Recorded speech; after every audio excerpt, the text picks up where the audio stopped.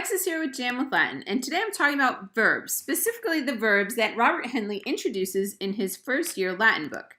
I want you to look at the endings of T, NT, and TIS as I go through these words.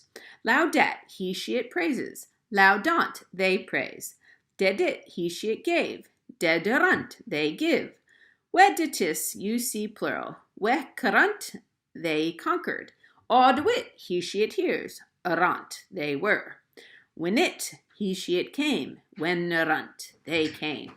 Do you see every time there's a T ending, you have the pronoun he, she, or it? And every time there's a TNT ending, you have the pronoun they. Well, these endings show us so much about our verbs.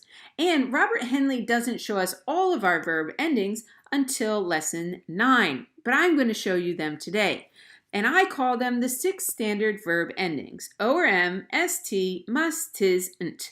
These simple little endings show us so much about our verbs. They show us the pronoun. I, you, he, she, it. We, you, and they. When you see OST, must, tis, nt, you will write one of these pronouns that goes with the verb ending specifically. These endings will also show us if a verb is singular, meaning one person, or plural, meaning many people. We call that the number, how many people are involved.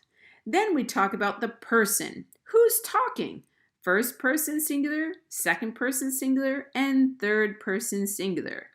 Then you have first person plural, second person plural, and third person plural. These little verb endings, OST, must, tis, nt, will be seen almost every single verb. So there are some exceptions, of course. But how does it play along in your writings? Well, let me show you on the next page how I think about these things. Who is doing the talking? And who's the person doing the talking?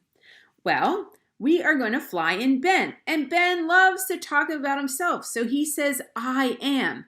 Ben is always the first person singular.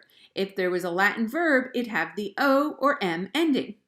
Then we have Joe and Beth. Joe says, are you going? You is attached to the verb going. It is second person singular. The verb in Latin would have the ending of S.